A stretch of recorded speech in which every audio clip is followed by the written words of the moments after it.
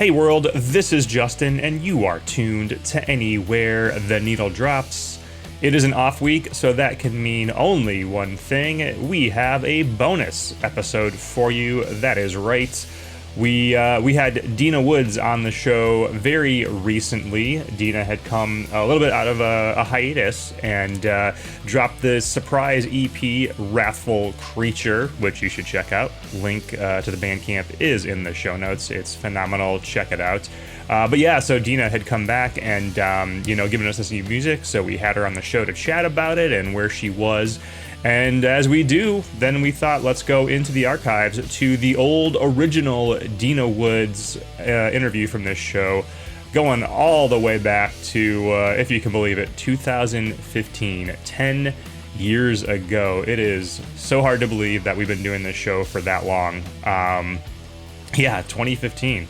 So yeah, we dug up the old Dena conversation from 2015. It's actually Dena Woods and myself and another local musician, Abby Joyner, who had been in the group The Ember Jar, along with Kevin.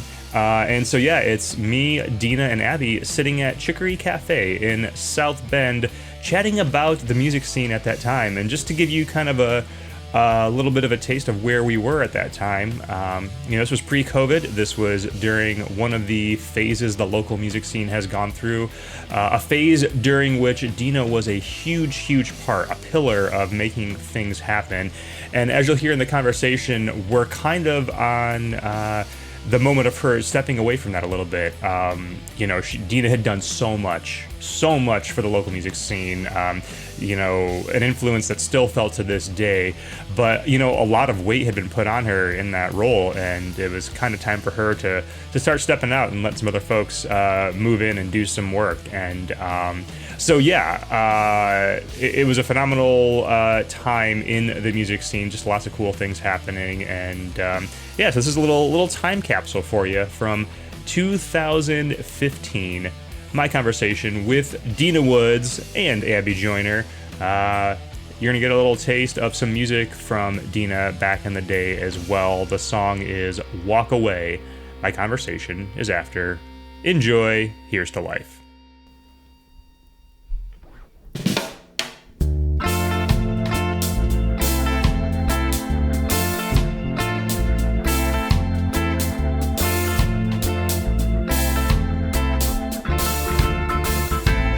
Walk away from all this pain. Walk away.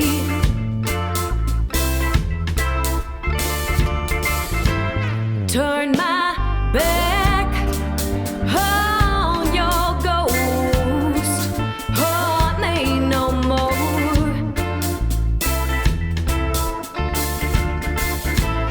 You were there.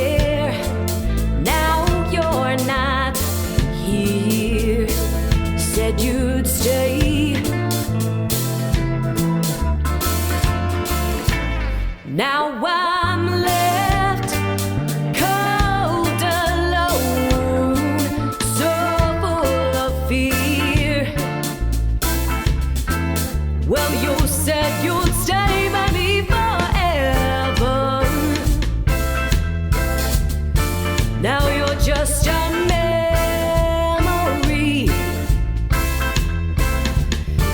let me cry and broken, hopeless.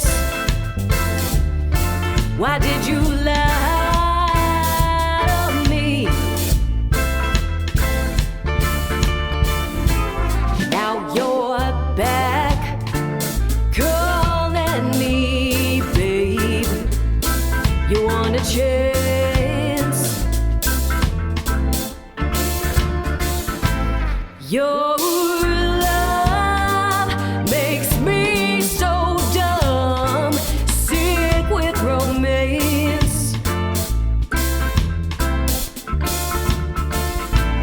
back and forth tears me apart. Leave me be. As it turns out, you are the devil.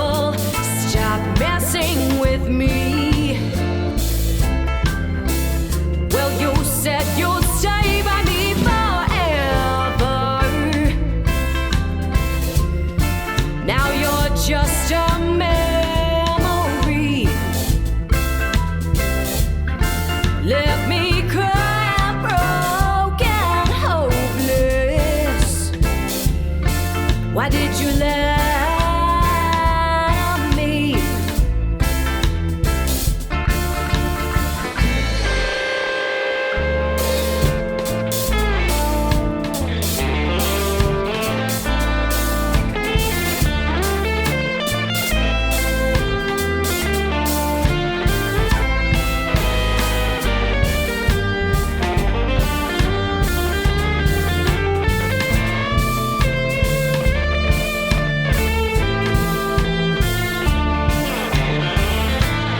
Walk away.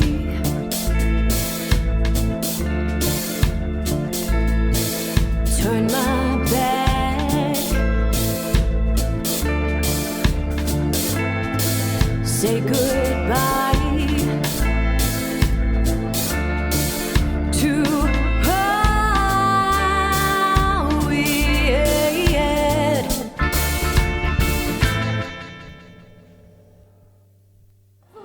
It was a little boisterous earlier when the Was it? music was going on. People were brunching. Yeah.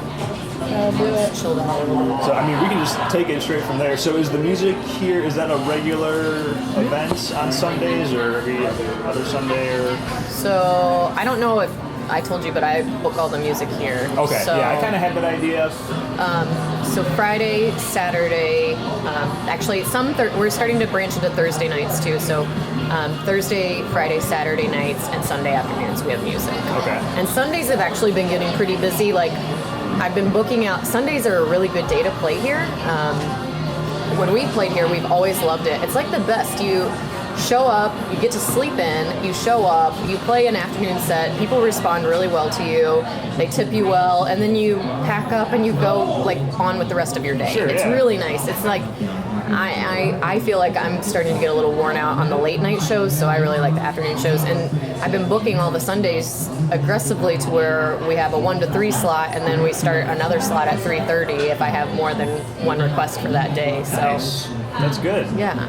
I feel you on that late night thing. We were just in Chicago Saturday night to see the Peacemakers play, and we rolled in back home at 4 in the I morning. know. You know? I know. And I don't want to say I'm getting old or anything, but to come to a place in the afternoon, enjoy some music, be able to go home and relax. It's Yeah, kind of a nice it's thing. really you know? nice. Yeah, I've done and I don't know how often you guys have done it, but I've done the leave, go to a show, play a show, pack up, drive back home, and get home at like 4 or 5 in the morning. It's just absolutely miserable. Yeah. So I'm trying to do a lot less of that now.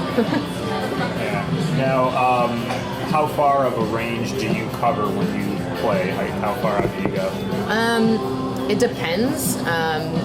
If I'm just sticking close regionally, I mean, as far as 2 hours away, there have been some opportunities. I mean, I've done a couple tours. I have a pretty good following and have built some really good relationships from Indiana out to Colorado and back. So I've done that tour a few times. Yeah. And actually contemplating doing it again because I just really, really enjoy playing shows in Colorado. People are really receptive and you get paid well and people buy your merch and they love your music and they feed you well and there's tons of good beer and the scenery's gorgeous. So I really, really love touring out there. And this fall I did a tour out to Philadelphia by myself and back.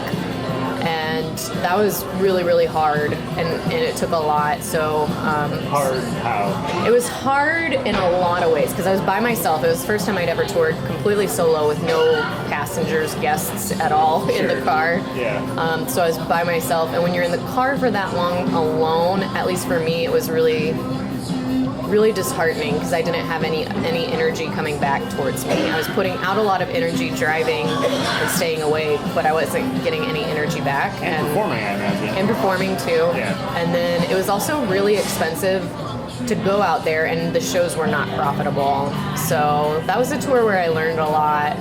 And that was in October, and I was like, this winter I'm going to chill out on touring for a while. I'm just going to stay close to home. So really, I mean, I haven't really toured that much in the past, 4 or 5 months. But we're getting ready to, the three of us are getting ready to do a couple like mini jogs. We're going to Pennsylvania in the weekend to do a show at a brewery out there, and then we're going to do a mini like Midwest thing where we go to Grand Rapids, then do a South Bend show, and then do a Lansing show. Okay. So Nice. the weather's turning, so we're getting back into like getting on the road again. Sure. Yeah. So how do you figure that out when you're looking at setting up any kind of a tour? How do you figure out if it is worth your while financially? Well, that's a good question, because at first I never thought about that. I just was like, I want to play shows, and I want to play as many as possible, Yeah, and sure. wherever, and everyone needs to hear my music. That's how it works, right? Worth your while. Yeah, sometimes it's absolutely not worth your Yeah, while. yeah. Abby and Kevin and I just went to Chicago, and we played a show at this really nice venue. The people were really nice. Our music was received well, but when you counted gas and food and parking, and then we get there and you have to, Chicago, I've always had the response in Chicago when I've wanted to book a show there is how many people can you bring out? So it has absolutely nothing to do with your talent. It has absolutely everything to do with how many people can you get in the door and how much are they going to drink. Sure, yeah. So that's always been a little bit frustrating, which is fine. I understand you got to make money. You're a business, you got to make money. I really respect that. But this show in particular, they had like $150 sound production fee for the show. So one of the bands brought like so many people. We brought like 10 people out. And by the time like the door was counted, the only person that got paid that night was the sound person. So I think each band made $4. And they were like, we don't even want to insult you with $4, so we're going to just invite you back. And in my mind, I was like, that's really hard for me to make sense of that. Like I just had this, and their capacity was 50 people. So if you can only get 50 people on the door, you're not going to make that much money for a band. So sometimes even close, it's not worth your while. There's just so many elements to think about when you're doing a show, when I first started booking, I didn't think about any of that shit. and that Philly tour taught me a lot, and now I'm a lot more careful. Now I'm at a point where if it's an out-of-town show, I don't book it unless there's some sort of guarantee to make it worth the while. Because if we're traveling, we've got to pay for gas, food, and lodging somehow. So, it sounds like it's a lot of trial and error. How do you even figure that out? How do you even know what to charge or what your work is worth? What's the value of your work walking into a place to perform? Well, it's a balance between a lot of things. It's a lot of elements that I've had to learn over time. And one of the things that I've realized is number one, we're already, showing up and playing the gig is not what they're paying for. They're paying for all the hours that we spend practicing, all the music that we write, all our, the way we maintain our gear, our travel expenses. So, and I have a band to pay as well. So I'm at a point where I don't really want to play solo shows anymore because I really enjoy making music with other people, but I also want to make it make sense for the other people that are on the ride with me, because they have lives and they have things they need to tend to, so they need to get paid as well. So it just depends. I typically try to think about how many people are going with me, and I would like to pay them a certain amount, so I ask for that amount times however many hours we're playing, and then I try to think about how much gas and food is going to cost and ask for that too. So and I've undersold myself on so many gigs, and I'm so done with that. I am so done with that. It's hard to promote yourself as an artist. Because we're also self-critical, and you just feel like, well, I'm probably not worth that much. It's probably, there's only so much I can ask for. But then when you think, okay, maybe I can try for a little bit more. A lot of times you get it. Yeah. So you don't ask, you don't get, and that's something that we've had to learn just through a lot of trial and error. But then after a while, you realize that you're still not even getting what you're worth. No, no one's paying artists what they're worth right now. There's what people are willing to pay, and then there's what you're worth. Sure. Yeah. It's two totally different things. And that's the balance. There's two aspects to that. Like you mentioned, I guess, admitting or coming to terms with your own value, your own worth. I'm reading, do you know Amanda Palmer? Yeah. Okay, I'm reading her book right now, and she talks about the fraud police, how when she was going out there asking people to pay her for a gig or this and that, how internally she's having this conversation with herself that, well, am I really justified in asking for that? Am I at that level yet where I can ask people to pay to see what I do? And I think all of us as artists struggle with that. Like, is this thing I do at home really something someone's going to pay for? Yeah. I just launched a Patreon campaign for what I do, and before clicking that go button at the end, I was so nervous because I'm going out there and asking people to pay what I do for what I do, you know? Yeah. It's to justify that. And then to face the industry on top of that. Yeah. You know? Yeah, definitely. Yeah, I mean, there was a recent gig that Abby and Kevin and I played together at a brewery, and you know, they just like cut all their entertainment expenses, and as they're handing us our check, you know, we're just having casual conversation with them. You know, they cut their music budget because they don't want to pay these artists, and then they're telling us how many millions they're raking in on a regular basis, and it just you know, I think that really put a sour taste in my mouth, and you have to learn as you go. Like, you're gonna have those moments where that just doesn't feel good, so you just know not to make that decision again. And I have so much respect for Abby and Kevin and their band, because they, like, I don't play music to feed myself. Like, I have another job, and you guys are full-time musicians, you're full-time artists, and they make it work, and they still have managed not to become completely jaded and bitter. And I have completely turned jaded and bitter, so I have so much respect for them. Being around them is good for me, so yeah, it's so hard. And I think that's, you know, initially that's why I got really involved in the booking and show production scene here in South Bend, is because I knew there was a big value in the art itself, not just in how many times can you play Brown Eyed Girl in one night and how many drinks can you sell at the bar. You know, it's also like there's a lot larger value in original creations, and I wanted to have an avenue where I could encourage not only like venue owners but also audiences to see that and appreciate it. So yeah, it's a fight. It's definitely a fight all the time. Now, do you see that changing? Because I can tell you, like I said, I've been doing this for a couple of years now, and as I'm relatively new to the area, and as I've explored the South Bend region more and more, your name has come up. I don't know how many times I've come across your name from various people. It's really annoying, isn't it? No, I was like, this is someone I have to talk to. That's what it was.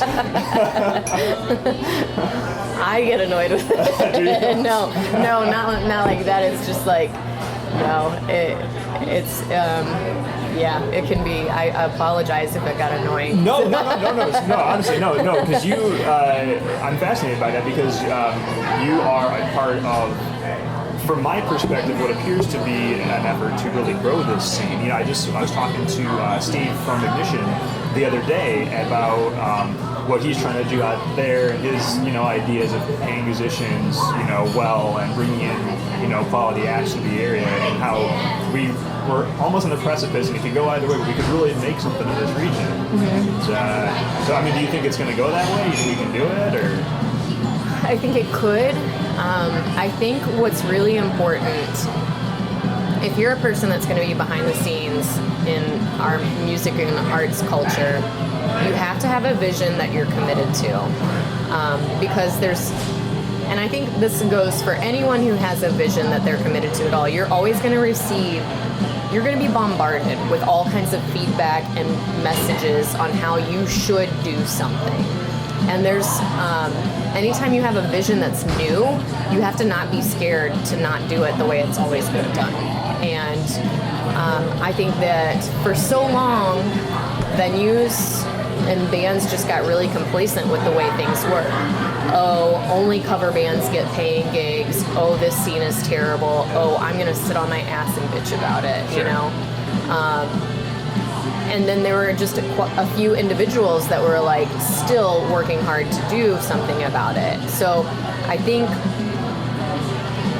it just requires more people with that commitment and that vision to step in and to have the courage to do it, but also to have a plan for it to be sustainable. That's one thing I did not do well at. I came in with a lot of fire and a lot of passion, but I had no plan for sustainability because I'm not a logistics person when it comes to that shit. Like, I can come up with vision all day long. I can dream and imagine and create all day long, but when it comes to like making it make sense and long term, I'm not good at that stuff. I would be a terrible business person. I would not be able to own my own business and run it. I would need somebody else that knows how to do all those things to make the ideas happen. Sure. So yeah, I think that's what is required. You know, there needs to be more people with vision, but also more people, you know, partnering up with those people to help make it sustainable and make it happen.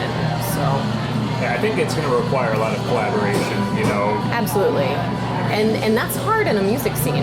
We were just talking about music scenes can be beautiful, and we were just before you got here talking about how they can also have these elements of negativity and drama and backbiting and fighting. Sure. And it just doesn't make sense. That's like the beginning of a destruction of a scene, is when people start picking at each other and instead of uplifting each other. So, and it takes a lot more energy to be positive and uplift one another and encourage one another. It's so easy to be like sitting back and be complaining. It's so easy to complain. Oh, yeah. So that's what the internet's all about. Yeah, but it doesn't have to be. Sure. Yeah, it doesn't have to be. Like we all have a choice in how we choose to respond, and I'm just as guilty of it. We were just literally, I was talking about how sometimes I see that other people get these opportunities. I'm like, well, why didn't I get that opportunity? It's like, well, Dena, that's because that's not your journey. You have a different journey, and you should be encouraging that person and celebrating their victories to making everything, like, just to help building the community stronger. Sure. Because I think when we start to pick at each other, that's when it starts to break down. So it is hard though, because I mean, it's hard. It's music. It's a tough thing to make your way in. And then, of course, as artists, we're all very sensitive to begin with. So it's just, you know, you throw that together, and yeah, drama is very easy to get into. So yeah, definitely. Yeah, for sure. Well, how did you get your start into, like, at what point did you say, I'm going to dive into music? You said you're still working, but obviously you are also putting a substantial amount of effort into your art, into the scene. So when did you sort of make that point of diving into all that? I started becoming, I moved to South Bend in 2010, and I started to become really passionate about bands that were creating original music, because before that I was in a cover band and I got really, really bored, and I knew that, and that's nothing negative against that cover band I was in. They're really talented and they're really good and they have a good following, and they have done very well for themselves. Just for me personally, my energy needed to be doing something different, you know, I needed to create something. So I took a break from that, and then I just started following bands that I was really passionate about. And then I started to get ideas like, oh, wouldn't this band from Grand Rapids that is so killer be really awesome on a bill with this band from South Bend, with this other band from Nashville? You know, wouldn't that be awesome if that happened here in South Bend? And then it was like, okay, well, I could sit here and say, like, wouldn't it be awesome? Or I could just do it because I already know all those people. I could just suggest it to them and see what happens. And then the first show happened that way. We suggested it and thought it would be really cool. And then it all kind of just went from there. It was always just like, the way I got involved in the scene had nothing to do with, oh, I'm going to start booking shows and making South Bend music scene a better and more vibrant scene. It had nothing to do with that. It just had to do with, I'm really selfish and I really like these bands, and I think that they're really awesome, and I think everybody else would like them too. So let's try it and see if it works. That's kind of how I got started. So where'd you come from? I was born in Texas, but I grew up most of my life in Indiana, but Elkhart was where I went to junior high school. Went to college in Bloomington, lived in Indianapolis for a while, and then eventually moved back to this area. All right. How about you? I'm from South Bend. Born and raised? Born and raised, yeah. I moved away for a couple years. I lived in South Carolina for about a year and then moved to Florida for a year and then came back here kind of by accident. My boyfriend and I, who, we play music together, we were living in Florida and we came up here for the holidays to see some family. And through no fault of our own, while we were up here, we lost all of our gigs down in Florida because we had like these house band spots, and then the venues were like, we can't afford music anymore, blah, blah, blah. It's just not something we can do. So we were like, well, we're not tied to a lease. We're staying with a friend. So why would we go back to Florida for nothing and have to like do all of this work over and over again to start making money? Or we can stay up here where we've got friends and family that we can stay with until we get on our feet. We can try the music scene. We heard it was getting better. Hopefully, and so we did, and kind of called around, and within like 24 hours, we had 8 gigs on the books up here, and we were like, okay, I guess the scene's better. Let's stay. So that's what we did. Now we're in here, hopefully for a while, at least. Yeah. Yeah, I would say, like, when I first started, too, there wasn't a lot of representation of music that was... and the word I'm going to choose is...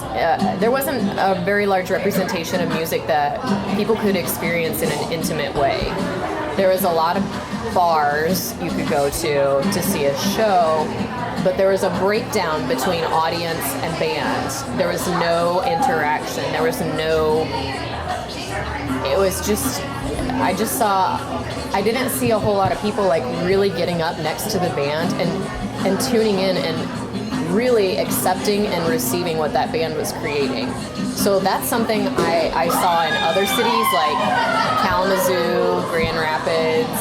Both had really good scenes, and they were hosting shows, like these little basement house shows with these incredible bands where you would be right up in front of the band and you would be receiving everything that they were creating in that moment. So I knew there was always like an opportunity for that to exist somewhere in South Bend, and a need for it too, in order to diversify the scene a little bit. So I got really lucky when I met Gus at the pool. He had already started shows with one of his friends, and I just got lucky in that he asked me to kind of collaborate with him on some stuff. And then we ran from it from there. Sure. Yeah. How did that whole thing with the pool start? Because that's another thing that fascinates me. So the pool started because Gus Bennett, my former roommate, someone who's not a musician at all. He's a lieutenant in the Navy and was teaching naval ROTC at Notre Dame. That's the only reason he was in South Bend. Yeah. Moved into this incredible apartment in Central High. I was living on the 3rd floor in Central High at the time. And then he met with his friend Peter Hochstedler, who is a musician, and Peter had told him that they could put together a house show in that space because it was perfect for it, which it totally is. So Peter and Gus did the first pool show, and then Gus continued hosting shows, and then I went to like the second one, and I was like, and I need to meet this person because I have ideas that I would love to talk to him about. And I think that if he would be open to it, I could bring some really wonderful people into this space. And so we did meet, and we became really good friends right away. I moved in 2 months later and started hosting shows there. So Nice. yeah. And those shows are still ongoing, correct? They are still ongoing. I don't live there anymore. I moved out a year ago. Gus's students actually are the ones who run the shows now. He kind of trained them, and I helped train them. And now they have a model that's really sustainable. It's got a little bit of a different feel because it is student run now. But, a senior lives there and teaches undergrad how to do it. And then the undergrad moves in when that senior's done. And it continues to like rotate hands. So... It's so great, and that's such a unique venue too. I mean, that's not something you're going to find anywhere else. That's a calling card for South Bend. Yeah, I mean, I really hope it does stay sustainable because I can tell you on the road, I've not found any place like it that I've enjoyed. So there's only one other place I can think of that just gets it the same way that we got it with the pool, and that's a place in Rock Island, Illinois, and it's called Roz Talks. and they only allow original music. You cannot play covers in there. They have a stage, PA, they have a room. I played there on a Tuesday night, and we made really good money on a Tuesday night. We made like $100 on a Tuesday night.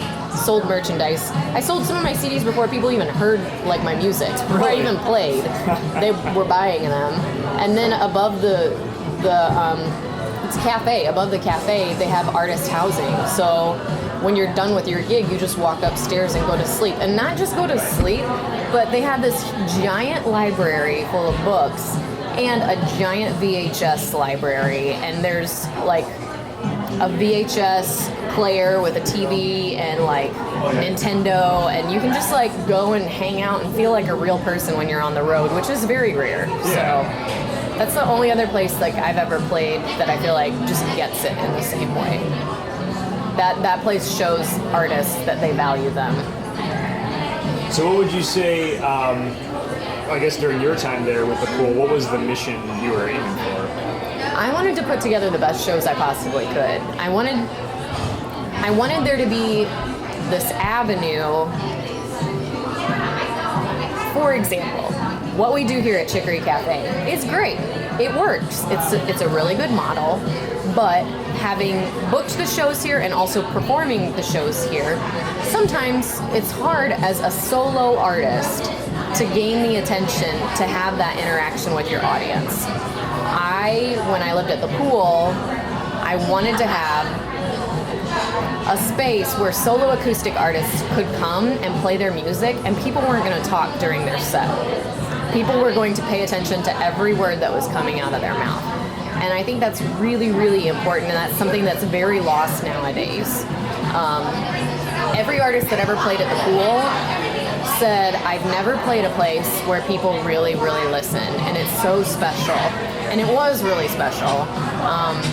I can remember literally at one point being like, we will not continue, like emceeing the show and being like, we're not going to continue until you shut the fuck up.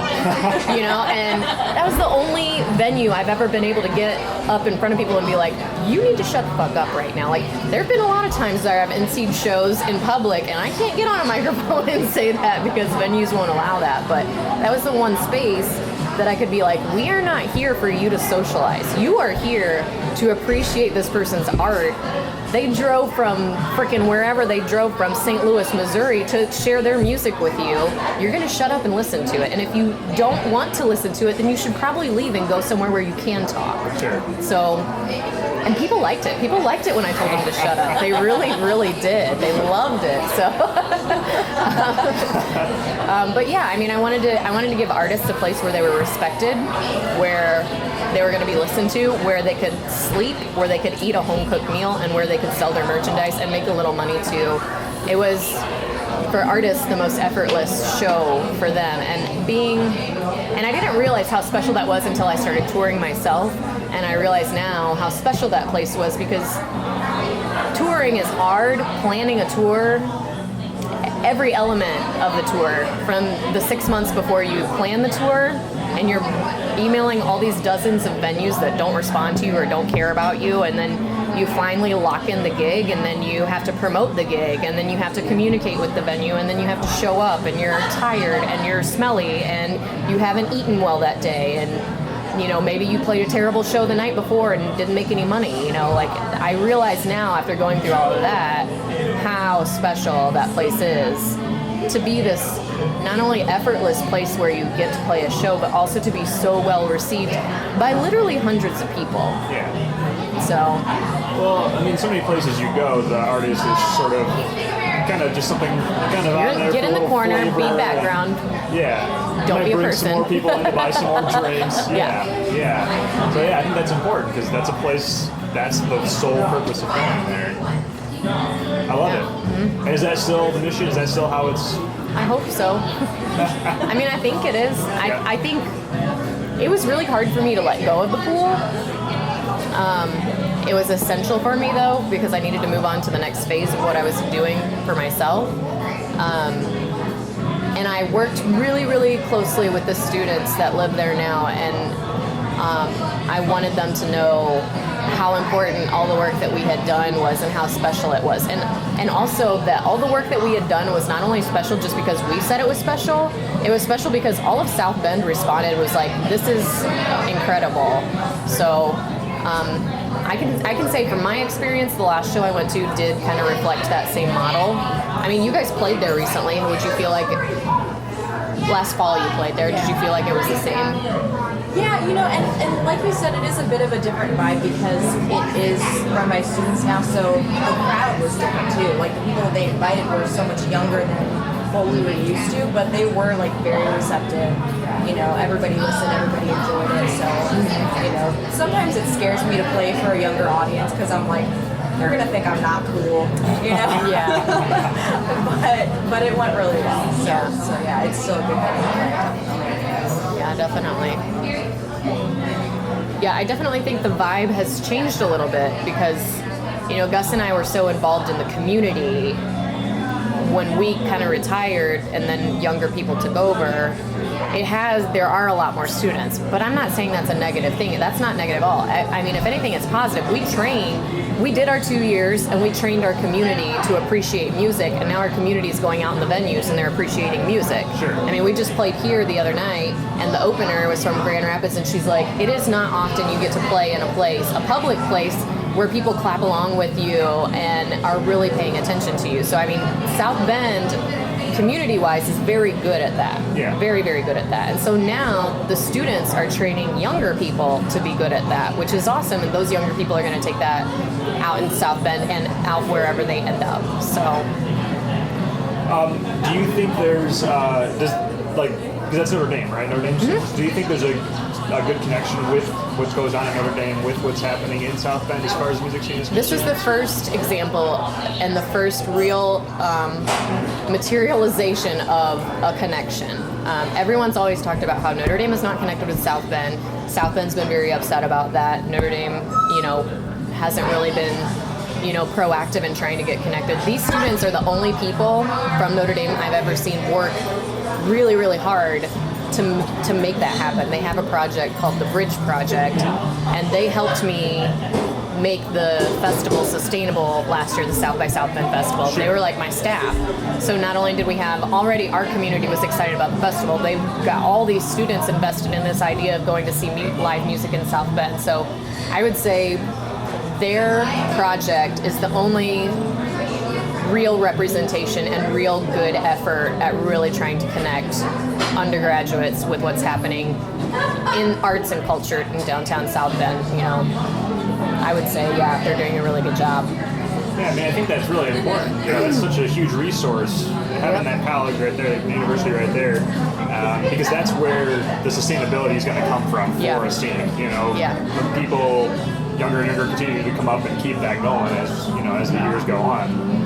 Hopefully that continues. Yeah, I hope so too. I mean, I think what these students did is they just got tired of waiting around for Notre Dame to get with it.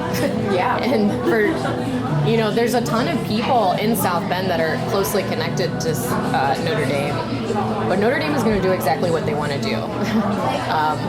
Sure. Yeah. And so these students were like, we're just tired of waiting. We're tired of relying on these people that are above us to tell us what's happening, and they're not giving us the information that we need.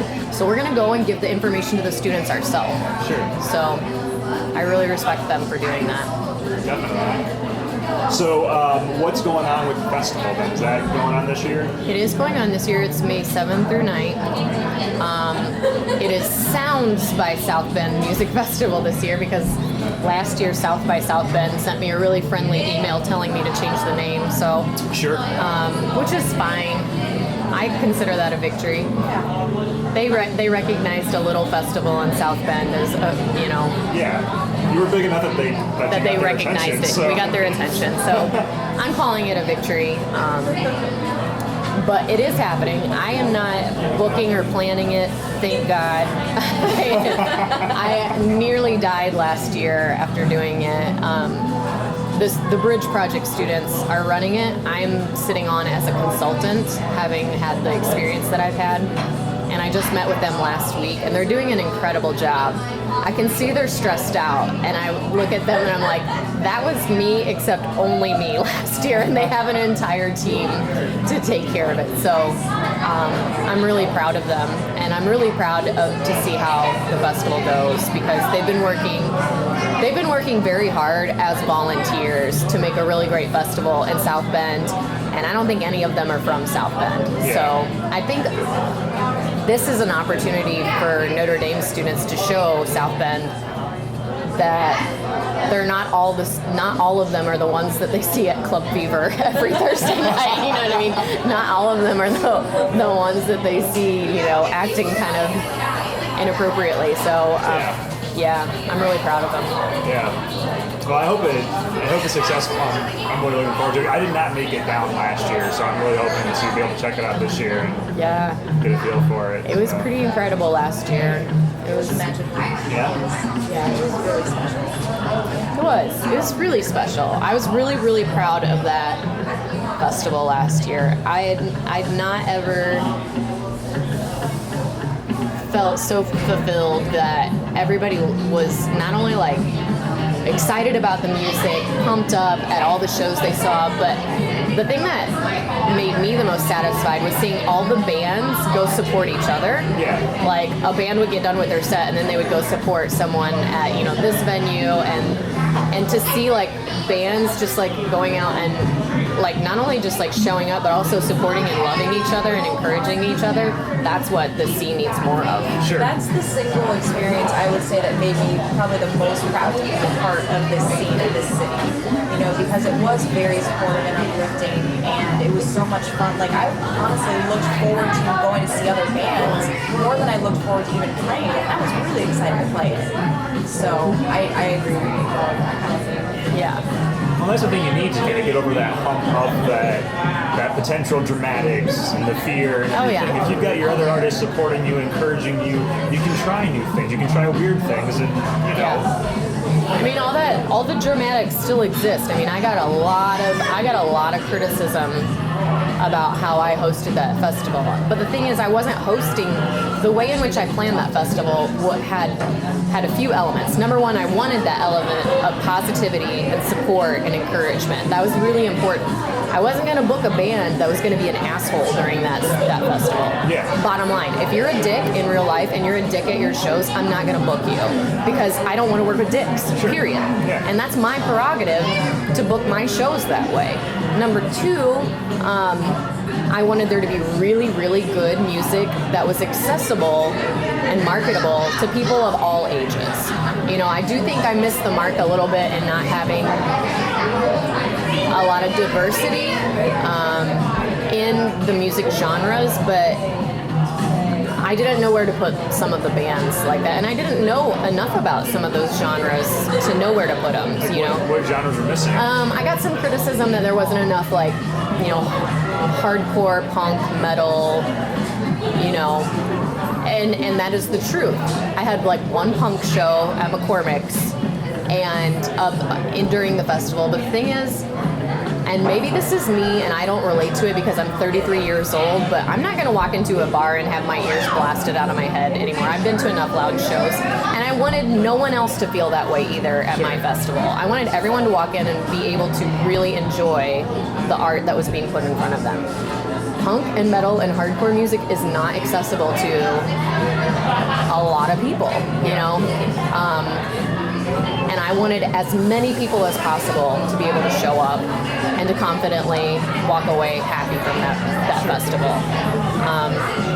I wanted the positivity element, I wanted the accessibility element, and I wanted good quality music, and I wanted to work with good quality people, because when you're working with 60 bands total and 15 venues and sponsors, you need to make it as seamless as possible, because working with that many personalities, if you put anything in there that's not going to be not only not in your vision, but also like make your vision harder to like come to life, then you're just like hurting yourself. So so I got some criticism and some people that got their feelings hurt, but I don't really care. Well, I mean, and that's how I feel about that. Happy, you know? No, I'm not here to make everyone happy. I had a vision and I wanted to make it come to life. And, you know, I felt bad about it actually last year afterwards. And I think it's just from fatigue and just needing to recuperate. But I had a really hard time last year with the criticism I got. And my feelings were hurt. But now I care not. I do not care. I really do not care what anyone thinks about the work that I have to do, because I know in my heart that I make the best choices I possibly can with every show that I put together. And I put a lot of thought and I weigh out a lot of elements, and I have a lot of experience to back it up, and I don't care what anyone says about it. I will take constructive criticism, but anyone who wants to bash me, I'm just over that shit, and that's just ridiculous. That has to do with them. It doesn't have to do with me. Totally. And one, the thing is, I mean, you know, the festival, if it continues, it can grow. It can grow into other areas. Or, I mean, if there's enough of a crowd for certain types of music, I mean, they can start a festival, you know? Yeah. Look what you did. I mean, you created this great thing. And Wasn't it Gandhi that said, be the change you want to see in the world? yes. Yeah, go do it. I can't do it all. Yeah. Did you think that Gandhi was going to get quoted in this interview? It is a first, actually, so I'll add it to the list of firsts, for sure. Well, anything you want to plug, anything upcoming? We'll probably get this out sometime. I'm guessing it's probably going to be after the festival, I'm guessing, because I've got a few episodes queued up. But I don't really have the feel. projects. I don't have anything to plug. Like, I'm actually in a place where I'm transitioning. I'm retiring from large show production. I'm just, after South Bend 150, I'm retiring a little bit. I mean, I might help out here and there, but I am actually taking a break from doing shows too. I have a few planned, but I'm not aggressively seeking to do anything because I want to create. I'm really lucky to work with Kevin and Abby. I also work with Eli Kahn and Art Schroeder of The Beat. They're my drummer and my bassist, and they're really, really talented musicians. And Abby and Kevin have brought some elements of harmonies to our music, to my music that I've longed for as a singer for a really long time. So I just want to enjoy playing music with my friends and write some new music and just have a lot of time on my hands because I'm not used to having a lot of time on my hands. So that's what I'm excited for. So nothing to plug for me. Well, I wish you lots of success. Thank you. Everything you're doing, and Thank you. hopefully I can continue to enjoy what's going on down here and your shows. Yeah, for sure. Yeah, thanks for coming to South Bend today. Yeah, no problem. Thanks for coming on the show. Absolutely.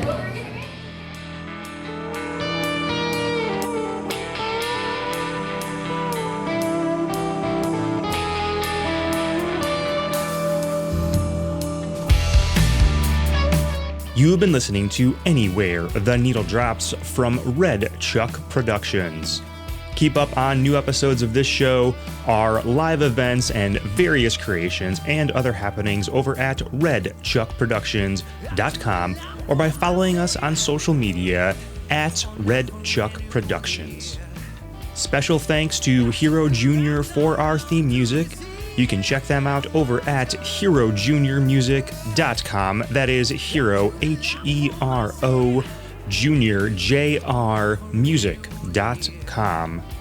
A big shout out to Paul Clemson and Theory One Productions for handling sound duties and so much more. Check out their magic over at theory1productions.com. And a big thank you to Earthworks Audio for outfitting the Red Chuck studio. See their microphones and their other products over at earthworksaudio.com. Be sure to support all of our guests by visiting their websites, social media, clicking that subscribe button, seeing them live, and checking out their merch stores. Give musicians and artists your money. We'll be back with the next episode. Until then, thank you for your time. Here's to life.